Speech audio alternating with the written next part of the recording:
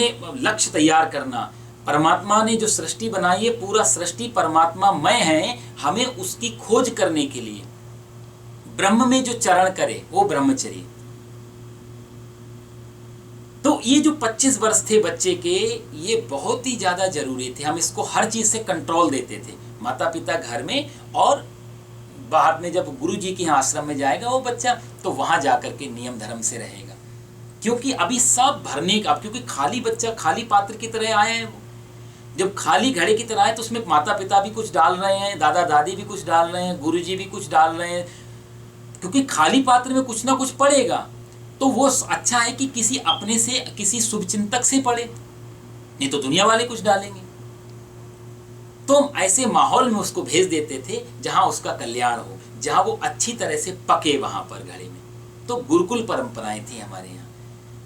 और एक बड़ी अच्छी बात थी कि गुरुकुल परंपराओं में आप देखो तो अमीर गरीब राजा और रंक सबके बच्चे एक साथ पढ़ते थे। एक जैसा ड्रेस कोड, एक जैसी व्यवस्थाएं, एक जैसा सब सुविधाएं। तो बच्चे के अंदर मानवता जगती थी, बड़े छोटे का जो भेद था वो खत्म होता था वहां पे। बच्चा वहां, आप कृष्ण जो भगवान श्री कृष्ण जो गीता कह रहे हैं आप उनको भी देखो। श्री कृष्ण मथुरा में राजा के बेटे हैं, वसुदेव जी के पास जब आ गए वृंदावन से वापस, वसुदेव जी उग्रसेन जी राजा के यहाँ आए, क्या जरूरत थी उनको वहीं पर बुला लेते।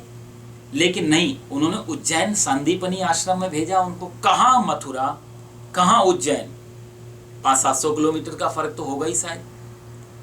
इतना दूर बच्चे को भेजा है। 11 साल 56 दिन की अवस्था थी भगवान ने जब वृंदावन छोड़ा था। 2-3 दिन 4 दिन हफ्ता और लगा लो तो ज्यादा से ज्यादा 11 साल 3 महीने पूरे हो रहे होंगे उनके अवस्था को। तुरंत घर पे आते ही सिर मुड़वाया, सांदीपनी गुरु जी के आश्रम में भेज दिया गया भगवान को। और भगवान वहां पर जाके कृष्ण पढ़ रहे हैं जहां पर सुदामा भी पढ़ रहा है। और सुदामा किस घर से आता है? नितंत विपन्न घर से आता है, जहां बिल्कुल गरीबी है। पर दोनों साथ साथ लकड़ियां काटने जा रहे हैं, साथ साथ गुरु जी के आश्रम में झाड़ू लगा रहे हैं, साथ साथ भिक्षा मांगने जा रहे हैं। आप देखो, राजा का बेटा और भिक्षा मांगने जा रहे हैं। हेलो, तो साथ साथ में ये दोनों लोग कार्य कर रहे हैं एक जैसा। अच्छा, बचपन में तो इतनी जानकारी होती नहीं कि मैं बड़े आदमी का बेटा हूं या मैं इतने बड़ा मेरा वो है बैकग्राउंड है। बच्चे तो इनोसेंट होते हैं। तो ये जो पहली स्थिति में, हम बाद में चाहे कितनी भी कोशिश करें, ये जो वेश है इसमें दिमाग में डालने की कोशिश की कि तुम्हारे पास जो कुछ भी हो, लेकिन अंतिम में तुम एक इंसान हो, सामने वाला भी इंसान है। तो वहां पर एक मानवता वो आदमी बच्चे के अंदर जाती थी एक जैसा। अब के बच्चे बेचारे, अब अमीर बच्चों के बड़े बड़े हॉस्टल में जाके पढ़ रहे हैं, गरीब बच्चों के गरीब स्थान में पढ़ रहे हैं। ड्रेस कोड भी अलग हो गए, खाना पीना भी अलग हो गया, रहना सहना भी अलग हो गया, सुविधाएं इतनी दे दी गई। संघर्ष है ही नहीं आजकल के स्टूडेंट के जीवन में। उस समय इतना संघर्ष कर लेता था बच्चा। आप गुरुकुल में देखो, पुरानी परंपराएं उठा करके आप देखेंगे, तक्षशिला नालंदा यूनिवर्सिटी के प्रोफेसर से मिले आप, पुराने जो लोग जानकार हैं, इतना संघर्ष होता था। और वो संघर्ष कोई ऐसा नहीं था कि तुम ऐसे ही पहाड़ तोड़ो। वो संघर्ष एक बिल्कुल मोरल संघर्ष थे। भिक्षा मांग के लाओ, आपको मालूम पड़े भिक्षा मांगना कैसा होता है, आपका अहंकार खत्म हो। मांगने में अहंकार जाता है। यदि आज आप मांग नहीं सके तो कल को आपको देते समय अहंकार आएगा। तो मांगते समय अहंकार खत्म कर दिया गया तो देने के पर भी अहंकार नहीं आएगा, क्योंकि आपकी जो वेश है, जो नींव है, आपको मालूम पड़ेगा। कभी आप मांग रहे थे, आज सामने वाला मांग रहा है, कल आपके पास नहीं था, आज इसके पास नहीं था, इतना सा अर्थ रह जाएगा। तो राजा के बेटे को भी साथ साथ मांगने भेजा जाता था कि ये राजा का बेटा, इसको नहीं भेजा, ऐसा तो नहीं था। सबके लिए नियम बराबर थे। संघर्ष था विद्यार्थी जीवन में। और बहुत अच्छी एक बात लिखी है कि सुखार्थिना कुतो विद्या और विद्यार्थिना कुतो सुखम। जो स्टूडेंट, जो विद्यार्थी सुख चाहता होगा उसके लिए कुतो विद्या, उसके लिए कोई विद्या नहीं है। और विद्यार्थिना कुतो सुखम, और जिसको विद्या चाहिए, जो विद्या का अर्थ ही है, जो विद्या का चाहने वाला है, उसके लिए कुतः सुखम, उसके लिए सुख कहाँ है? उसके लिए कोई सुख जीवन में नहीं है। तो सुख और विद्या ये दो चीजें अलग अलग नहीं है, एक साथ ही हैं। लेकिन चाह में यदि हमने सुख चाहा तो नहीं मिलेगा। यदि हमने विद्या नहीं मिलेगी, और विद्या चाहिए तो सुख नहीं मिलेगा, क्योंकि वो संघर्ष का टाइम था। तो विद्यार्थी को इतना अंदर से लोहा बना दिया जाता था गुरुकुल की परंपराओं में कि अब जब वो आगे निकलेगा तो उसके अंदर आत्मविश्वास की कमी नहीं होगी। आज के विद्यार्थी हैं, हम लोग देखते हैं प्रोटेस्ट के नाम पे यूनिवर्सिटियां तोड़ रहे हैं, पत्थर चला रहे हैं, सारा युवा पीढ़ी सड़कों पे खड़े होकर के कितना बड़ा विरोध आंदोलन, मालूम ही नहीं किसके हम विरोध में आंदोलन कर रहे हैं।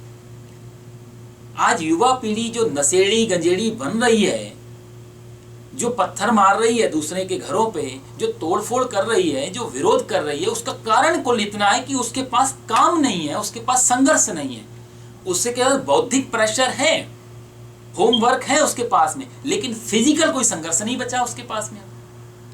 अब वो क्या करेगी? और शरीर तो ऊर्जा मांगती है,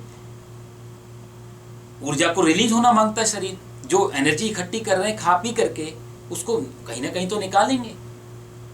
वो कैसे निकलेगा? तो उस समय संघर्ष थे तो एनर्जी निकल जाती थी, अब संघर्ष नहीं है तो अब तोड़फोड़ में निकलेगी, झगड़ों में निकलेगी। ये बहुत ही एक मनोवैज्ञानिक तरीके से ये परंपरा बनाई भारत ने, ये आश्रमों की, कि विद्यार्थी को संघर्ष भी दिया और संघर्ष के पीछे विद्या भी दी। उसको सारा जीवन दर्शन सिखा दिया जाता था 25 वर्षों में। ओरल, बहुत सारी गृहस्थ आश्रम कैसा होना चाहिए गुरुजी ओरल बताते थे, मौखिक बताते थे। बाकी चीजें प्रैक्टिकल सिखाते थे। पूरा 25 वर्ष उसके रात दिन हर चीज को सीखने में जाते थे। आज हम स्पेशलाइजेशन कर लेते हैं। एक आंख का डॉक्टर कान के बारे में नहीं जानता, कान वाला मुंह वाले में नहीं जानता, हर चीज में, हर क्षेत्र में एक स्पेशलाइजेशन हो गया। मैं एक चुटकुला सुन रहा था कि एक कोई महिला आंख के डॉक्टर के पास गई और आंख के डॉक्टर से बोला, डॉक्टर साहब मेरी आंख में प्रॉब्लम है। डॉक्टर ने बोला कौन सी आंख में? बोला कि मैं राइट आंख में। डॉक्टर ने कहा सॉरी, ये मैं तो सिर्फ लेफ्ट आंख का डॉक्टर हूँ। कहने का मतलब ये आने वाले समय में ऐसा भी हो जाएगा, क्योंकि दोनों आंखों में अलग अलग चीजें हैं। एक आंख को भी पूरा जानना बहुत बड़ी बात है। तो ये विज्ञान स्पेशलाइजेशन करेगा ही। कारण यही है कि सृष्टि अनंत है। उस समय जीवन को बहुत 25 सालों में बहुत सारे आयामों से गुरुजी, गुरुकुल परंपराएं, बहुत सारी चीजें हमें बेसिक चीजें दे देती थी, जो आज के विद्यार्थी को नहीं मिल पाती। उसके पास जो सब्जेक्ट होता है उसी में फोकस कर पाता। यदि खेल है तो खेल में ही करेगा, फिर दूसरी तरीके से। एक संत जी कहते थे कि कोई बलवान, बुद्धिमान, ये दोनों चीजें एक साथ नहीं आ पाती व्यक्ति में। या तो बहुत बुद्धिमानी होगा या बहुत ही बलवान होगा। जो बहुत बड़े पहलवान होते हैं अक्सर मोटी बुद्धि के हो जाते हैं, और जो बहुत बुद्धिमान होंगे उनके शरीर आप देखोगे बिल्कुल सूखे हुए होंगे। बल और बुद्धि ये एक साथ दोनों में बहुत कमी हो पाती है। आज बौद्धिक प्रेशर ज्यादा है, इंटेलेक्चुअल जो प्रेशर है बच्चे के पास बहुत है। इतना होमवर्क है, इतना आगे एम है, इतना कंपटीशन है, दिमाग उस बेचारे का खाल, लेकिन फिजिकल नहीं है, एनर्जी रिलीज नहीं कर पा रहा है। क्या करे? ना टाइम है उस हिसाब से और ना उसके हिसाब से वो वेस्ट बनाया उसका। और एनर्जी में जो ऊर्जा है उसमें विराट शक्ति होती है।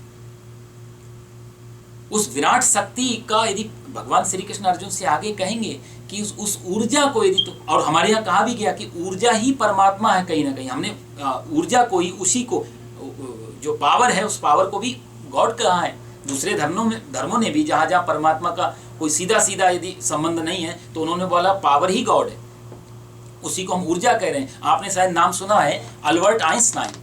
मैं एक बार पढ़ रहा था बहुत पहले, फिजिक्स यदि आप लोगों ने पढ़ा हो तो उसमें बहुत अच्छा उसने फॉर्मूला दिया है फिजिक्स में कि E=mc²। इस तरह करके एक फॉर्मूला देता है। एनर्जी जो है वो बहुत बड़ी शक्ति है। इसी फॉर्मूले से एटम बम बनाया हमने, और उसी फॉर्मूले को पूरा करते करते अभी तक 19वीं शताब्दी तक अभी तक हम उसको पूरे की तरह जान नहीं पाए उसके एक फॉर्मूला। और हमारे यहाँ भगवान श्री कृष्ण हजारों साल पहले कह चुके हैं, यदि ऊर्जा शरीर से सीधे रास्ते से नहीं निकलेगी तो फिर गलत रास्ते से निकलेगी, क्योंकि यदि कुकर की सीटी नहीं बजेगी तो कुकर को फाड़ेगी। हमने ब्रह्मचर्य आश्रम में सीटियां लगा दी उस जीवन में कि जाओ पत्थर तोड़ो, जाओ भीख मांगो, जाओ हवन के लिए लकड़ियां लेके आओ, झाड़ू लगाओ, ये सब गुरुजी की सेवा करो और फिर विद्या पढ़ो। तो उसके पीछे एनर्जी रिलीज होती थी, विनम्रता आती थी, अहंकार खत्म होता था और विद्या भी आती थी, और विद्या भी जीवन के लिए सदुपयोगी उपयोगी होती थी। वो विद्या फिर अहंकार नहीं बना पाती थी जीवन में। 25 साल हमने बहुत संघर्ष के रखे, जिसको हमने ब्रह्मचर्य आश्रम कहा। और सब बहुत महत्वपूर्ण, कहा जाए तो बिल्डिंग दिखाई देती है, लेकिन बिल्डिंग जिस पे टिकी है, अंदर पिलर जो जमीन में गए हुए वो हमें दिखाई नहीं देते। ब्रह्मचर्य आश्रम उसी के थे, वो अंदर की नींव थी। और यदि बिल्डिंग की नींव मजबूत नहीं होगी तो पूरी बिल्डिंग का फिर कोई भरोसा नहीं, वो बिल्डिंग में रहने जैसा नहीं है। चाहे कितनी मजबूत छत हो, लेकिन छत जिस पे टिकी है वो। तो ब्रह्मचर्य आश्रम को ज्यादा ध्यान दिया गया। बोला यदि पहला आश्रम संभल गया बच्चे का। आजकल देखो आप, गुरुजी भी उसी सिनेमा हॉल में मूवी देखते हैं जिसमें स्टूडेंट भी देख रहा है। कैसे कैसे वो भाव जगेगा। हमारे यहाँ जो कहा गया, गुरु ब्रह्मा गुरु विष्णु गुरु देवो महेश्वरा, गुरुजी ब्रह्मा विष्णु, सही है। वहां गुरुजी का और चेले का बहुत बड़ी एक मर्यादाएं थी बीच में। अब आपका गुरु यदि यही सोचे कि हमारे को पहले की तरह गुरु ब्रह्मा और विष्णु बनाओ, बड़ा मुश्किल हो जाएगा विद्यार्थी के लिए समझना, ये श्लोक को समझना, अप्लाई करना कि गुरु ब्रह्मा गुरु विष्णु कैसे कर लेंगे। 25 वर्ष जीवन के ब्रह्मचर्य आश्रम के शक्ति को इकट्ठा करने के और शक्ति को सही मोड में रिलीज करने का टाइम था। वो अमृत जैसा टाइम था। शक्ति इकट्ठी करो, ब्रह्मचर्य आश्रम, कठोरता से नियम धर्म सारे प्रोटोकॉल होते थे, सारा डिसिप्लिन होता था। और जब 25 साल पूरे होते थे, फिर हम उसी बंदे को जिसको हमने सब जगह से तोड़ के रखा है, उसको हम सीधा गृहस्थ में प्रवेश करा देते थे। अब जाओ आप शादी करो। तर्क उठेगा कि अब जब इतनी झंझटों से बचा के रखा, जंगलों में आश्रम थे, सारी दुनिया से बचा के रखा, अब वापस दुनिया में भेज रहे हो, पत्नी आ रही, पहले काम से बचा के रखा, पत्नी को जीवन में ला करके फिर से वही वासना आदि खेल। तो इसके पीछे यही लॉजिक था कि पहले जोड़ो, पहले इकट्ठा करो, पहले देखो कि ब्रह्मचर्य आश्रम में कितना सुख है, फिर जाकर के आप गृहस्थ आश्रम में प्रवेश करके वहां आप तोलो सुख कहाँ है, ब्रह्मचर्य में या भोग में, त्याग में कि वासना में। तो अगले 25 वर्ष जो आते थे वो गृहस्थ आश्रम के आते थे। अर्जुन का वही टाइम चल रहा है गृहस्थ आश्रम का। अर्जुन का 25 से 50 वर्ष का बीच का ये टाइम है। भगवान अर्जुन को इसलिए बता रहे हैं कि तू देख तेरी उम्र क्या है। पहले वर्ण बताया भगवान ने कि तू क्षत्रिय है, अब भगवान आश्रम के बारे में बता रहे हैं कि तू क्षत्रिय है इसलिए भी युद्ध कर। अब चूंकि तू गृहस्थ आश्रम में है, 25 से 50 वर्ष की तेरी अवस्था चल रही है, तो तेरा आश्रम इस समय जो है वो गृहस्थ आश्रम, इस समय तेरे क्या कर्तव्य हैं।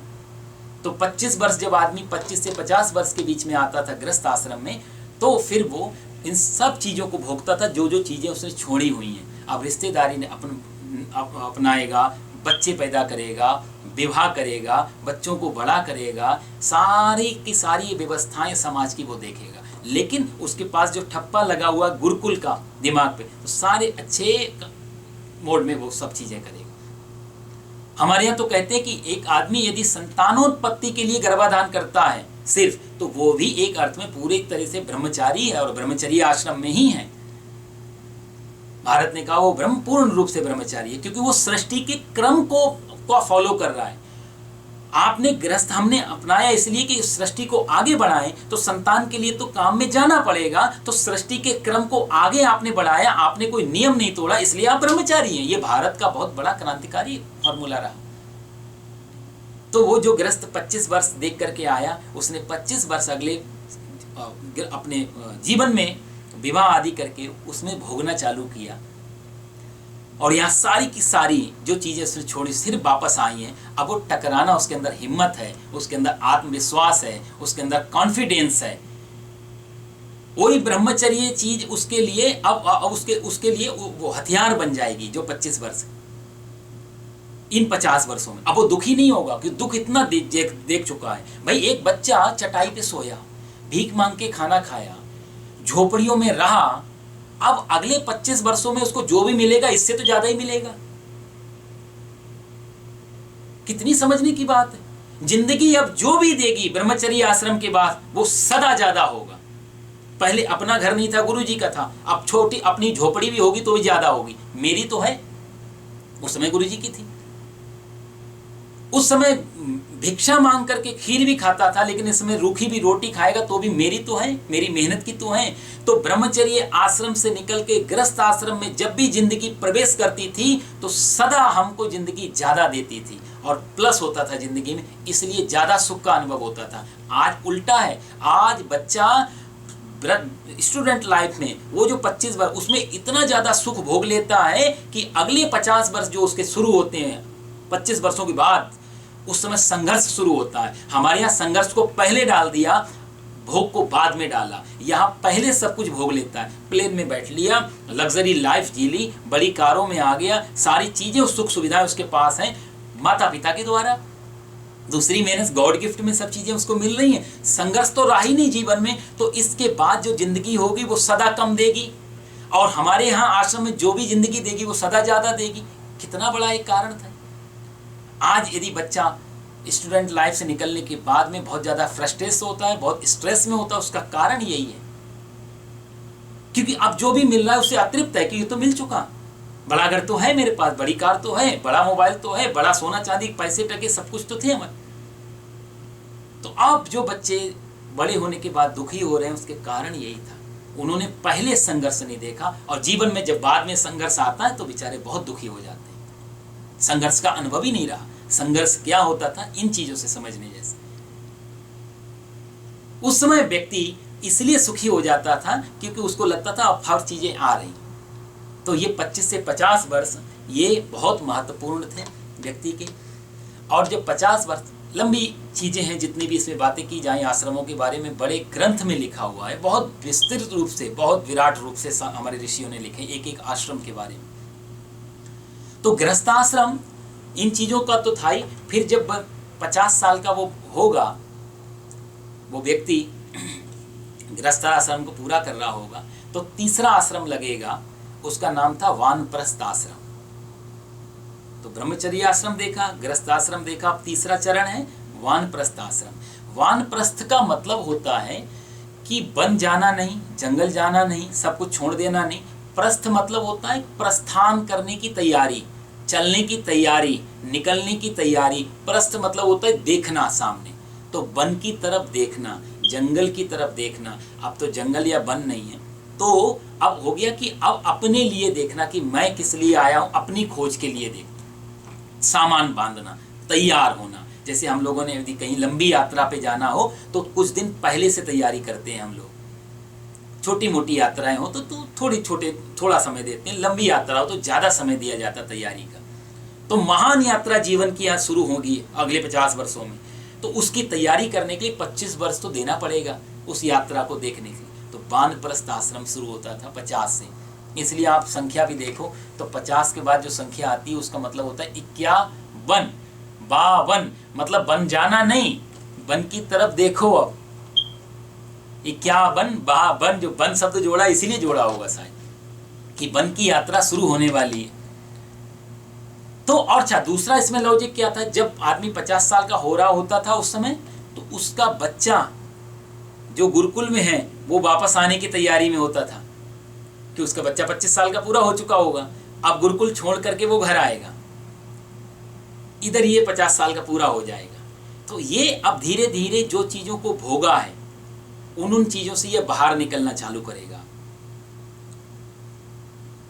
बच्चा घर आ चुका है 25 साल की गुरुकुल पूरा करके ब्रह्मचर्य आश्रम।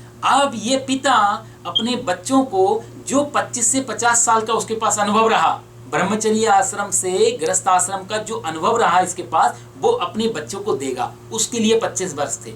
एक आंख से अपनी यात्रा के लिए तरफ दृष्टि रखेगा, मुझे जाने की तैयारी करनी है। जैसे हम लोग यात्रा की तैयारी करते हैं, घर की चाबी किसी को देनी है, किसी को कुछ बोल के जाना है, तो हम उधर भी ध्यान देते हैं और एक तरफ पैकिंग भी चलती है यात्रा की। तो एक तरफ ये अपनी पैकिंग भी करेगा और दूसरी तरफ अपने जीवन के अनुभव अपने बच्चे को देगा ये कि एक गृहस्थ आश्रम में क्या क्या चीज जरूरी है।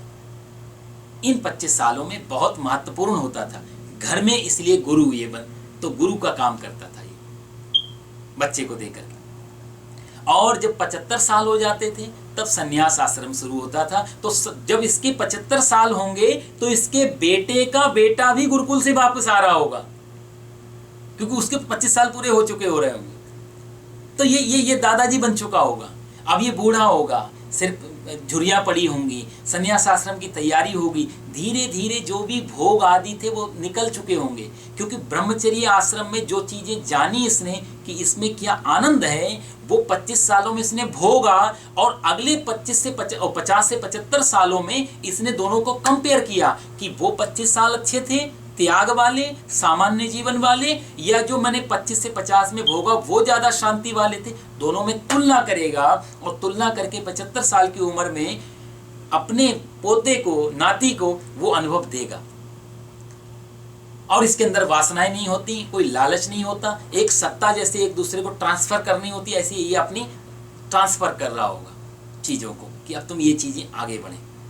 तो ममता, लालच, लोभ, मोह, काम, क्रोध सब चीज़ें छूट चुकी होती थी। तो जो बच्चे का बच्चा इसका आश्रम से आएगा और वो जब इसको देखेगा तो उसमें गुरु जैसा काम करेगा ये आदमी उसके लिए, फिर ये उसको प्रणाम कर पाएगा, उसको आदर दे पाएगा, उसको वंदन कर पाएगा। वृद्धों का वंदन इसीलिए था क्योंकि वो इस सृष्टि के, जो भगवान बात कर रहे हैं कि सृष्टि के क्रम के अनुसार वो इस ईमानदारी से 25 वर्ष अच्छे निकालते थे, फिर 25 से 50 वर्ष गृहस्थी के जो नियम थे उनके पूरे करते थे, 50 से 75 वो जो वासनाओं को भेजा है पत्नी की तरफ, पदार्थों की तरफ, उनसे वापस खींचा जाता था। नहीं तो एक ही घर में यदि बच्चे की शादी हो रही है और उसके घर बच्चे हो रहे हैं और पिता के घर में उसके भी बच्चे हो रहे हैं, कितना अमर्यादित काम हो रहा था। तो वो उन 50 से 75 वर्षों में सब वापस खींचता था, वो नियम धर्म में वापस आता था, वो ब्रह्मचर्य एक तरीके से वापस लाता था अपने जीवन में। तो ये गुरु का काम करता था। तो जो बूढ़ा घर में होता था उसको हम बिल्कुल भगवान तुल्य बोल पाते थे, उसको हम इतना आदर दे पाते थे। कारण यही था कि उसने जो अंतिम 25 वर्ष है ना, तीसरे अवस्था से 50 से 75 वाले, उसमें इसने सारी इंद्रियों को वापस खींच लिया है, अब बिल्कुल रेडी हो गया है। तो यही आदमी फिर गुरु का काम करता, यही आदमी फिर बाद में गुरुकुल खोल देता था कि अब संन्यास आश्रम का मतलब ये भी हुआ कि संन्यास भी ले लिया और जंगल में बच्चों के लिए गुरुकुल भी खोल दिया। गुरुकुल कोई संत महात्मा ही नहीं चलाते थे, यही तीसरे नंबर वाला व्यक्ति 75 साल के बाद जब वो निकलता है तो ये फिर तदर्थम कर्म कौनते है। अब जो कर्म करेगा वो समाज कल्याण के लिए, सृष्टि के कर्म के लिए, वो भगवान के लिए, वो फिर ये आदमी कार्य करता था, ये गुरु का काम करता। एक कहानी मैं सुन रहा था कहीं कि एक किसी की विवाह था, शादी थी, तो शादी में लड़की वालों ने कंडीशन लगाई थी कि बारात जो आएगी उसमें कोई बुजुर्ग नहीं आना चाहिए, कोई बूढ़ा इंसान नहीं आना चाहिए। तो लड़के का जो नाना था उस बेचारे को बड़ी इच्छा थी, उसने बोला तेरे शादी के लिए तो मैं जिंदा हूँ, उसके बाद भले ही मर जाऊँ। अब ये कन्या वालों ने बोला शादी में नहीं जा सकते, ऐसा कर तू मुझे छुपा के ले चल। बहुत मना किया, नहीं माने नाना जी, नहीं मैं तो जाऊँगा चाहे कुछ हो जाए। तो गाड़ी में, बैलगाड़ी में छुपा करके नाना जी को बिठा दिया, का देखो तुम ना बोलना ना बाहर निकलना, बिल्कुल जब अंधेरा हो जाएगा हम तुम्हें बता देंगे, उचित समय होगा तब आ जाओ ना, खाना पीना तुम्हारा पहुँचा देंगे। बारात में ले गई, बारात में पहुँच गई, सारी बारात वहाँ पहुँच गई कन्या के यहाँ। तो कन्या के जो दादाजी थे उन्होंने कहा कि मेरी शर्त आप लोगों ने सुनी थी। बोला हाँ, कोई बूढ़ा तो नहीं आया है बारात में? बोला नहीं साहब, कोई बूढ़ा नहीं है, सब जवान लोग हैं। तो दादाजी ने शर्त रखी, कहा देखो मेरी एक शर्त ये है, कन्या का विवाह तभी होगा, हमारे गांव के बगल से एक नदी बह रही है। ये सामने वाली बोला हाँ नदी है। बोले इस नदी में जो जल बह रहा है, इस नदी के जल की बजाय इसमें दूध बहा दो, जल की जगह दूध बहा दो, और यदि आप दूध बहा दोगे